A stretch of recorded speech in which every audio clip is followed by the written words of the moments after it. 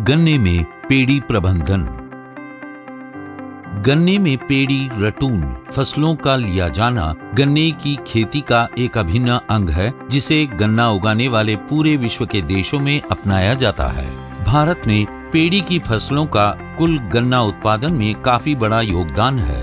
भारत के कुछ मुख्य गन्ना उत्पादक राज्यों में से उत्तर प्रदेश, महाराष्ट्र, गुजरात और हरियाणा में कुल गन्ने के अंतर्गत खेती किए जाने वाले क्षेत्रफल में से 55% से अधिक क्षेत्रफल में पेड़ी की फसलों को उगाया जाता है। असम राज्य के कुछ क्षेत्रों में गन्ने के अंतर्गत खेती किए जाने वाले क्षेत्रफल में से 80% से अधिक क्षेत्रफल में पेड़ी की फसलों को उगाया जाता है। पौधा फसल के मुकाबले पेड़ी की फसलों के कई फायदे हैं।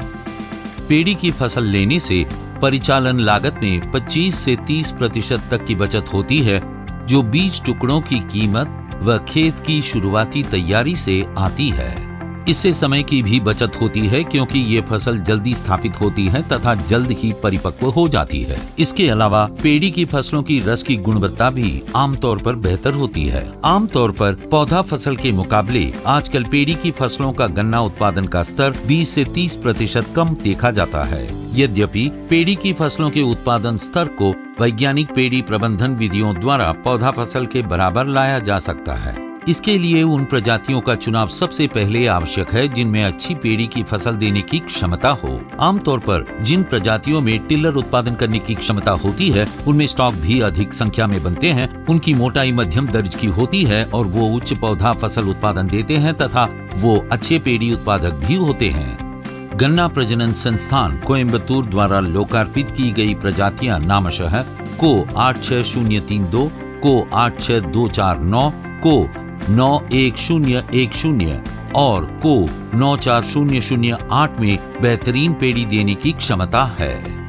एक अच्छी पौधा फसल से ही एक अच्छी पेड़ी की फसल प्राप्त हो सकती है। अतः पौधा फसल को पोषक तत्वों और सिंचाई के इष्टतम स्तरों पर उगाकर उपयुक्त समय व आयु पर काटना चाहिए। सारे खेत को एक सप्ताह के भीतर ही काट लेना चाहिए, ताकि स्टबलों से फुटाव एक जैसा हो और पेड़ी की फसल की वृद्धि भी एक समान हो।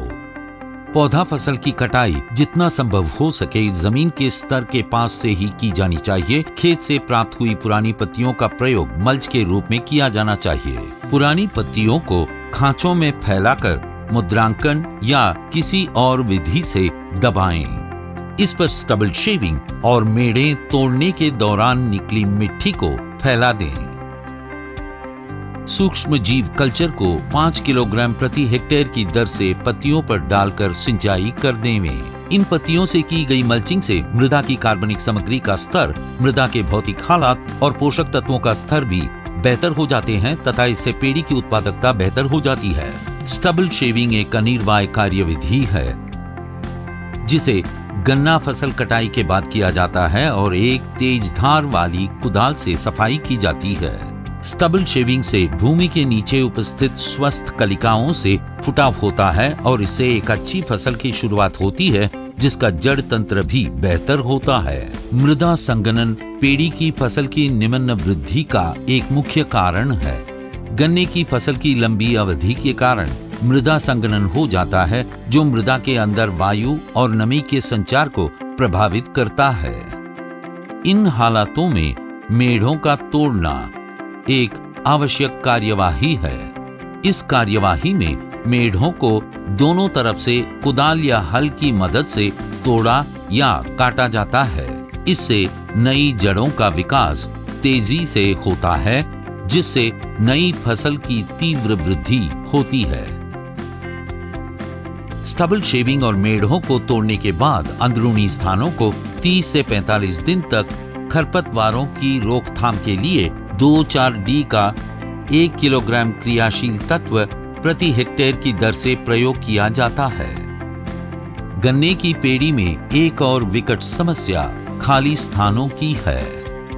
अगर 60 सेंटीमीटर के अंतर तक कोई फुटाव दिखाई न दे, तब इस खाली स्थान को भरने की आवश्यकता होती है। इस कार्य के लिए पॉलीबैगों में उगाई गई 1 महीने की पौध का प्रयोग किया जा सकता है या फिर उन क्लम्स को उखाड़कर जिनमें अधिक फुटाव दिखाई दे रहा हो उनको टुकड़ों में विभाजित कर उन्हें खाली स्थानों में रोपित किया जा सकता है। फुहारे से पानी देने से खाली स्थानों में रोपित की गई पौध या क्लम्स के टुकड़ों को स्थापित करने में सहायता मिलती है। जब एक गन्ने की फसल काटी जाती है तो ये मृदा में से अधिक मात्रा में पोषक तत्वों को हटा चुकी होती है, जिसके कारण मृदा में पोषक तत्वों की कमी आ चुकी होती है। इन हालातों में एक पेड़ी की फसल की शुरुआत में ही 150 किलोग्राम सुपर फॉस्फेट और 40 किलोग्राम यूरिया प्रति एकड़ की दर से डाला जाना चाहिए। इसके 30 दिन के भीतर 120 किलोग्राम यूरिया और 40 किलोग्राम म्यूरेट ऑफ पोटैश की पहली मात्रा और 60 दिन से पहले इतनी ही दोनों की मात्रा मृदा की ऊपरी सतह पर डाली जानी चाहिए।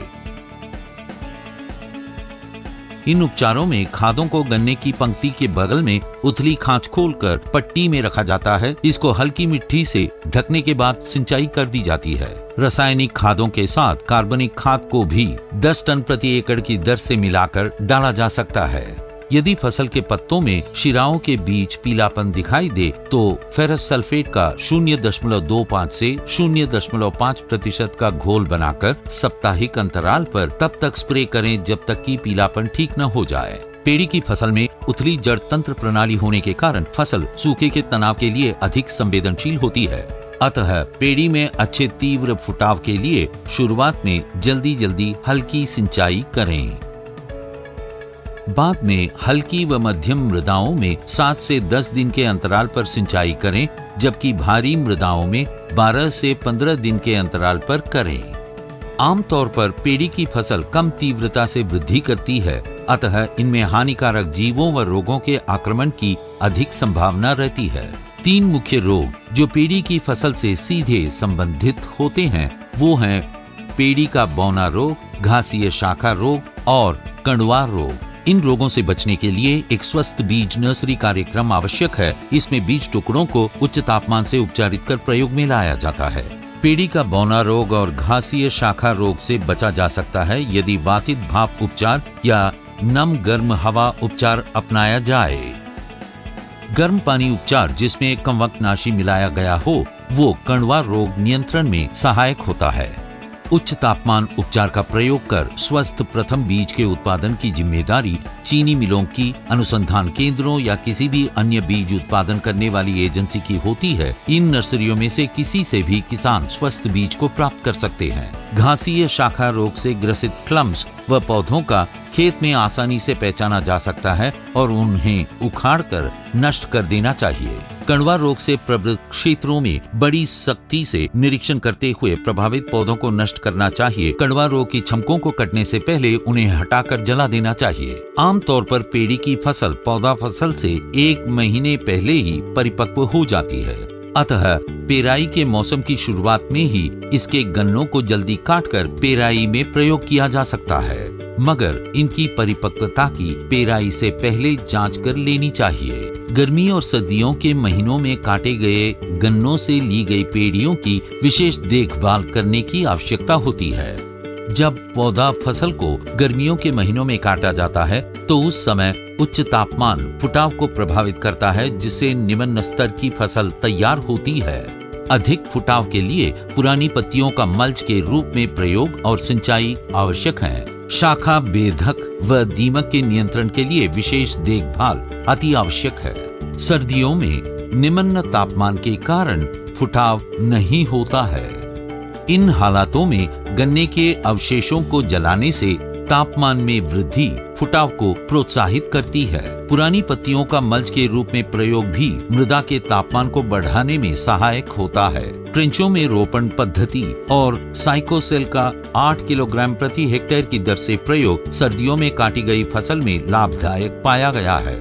अतः पेड़ी की फसल के उपयुक्त प्रबंधन से इसकी उपज को पौधा फसल के बराबर लाना संभव है।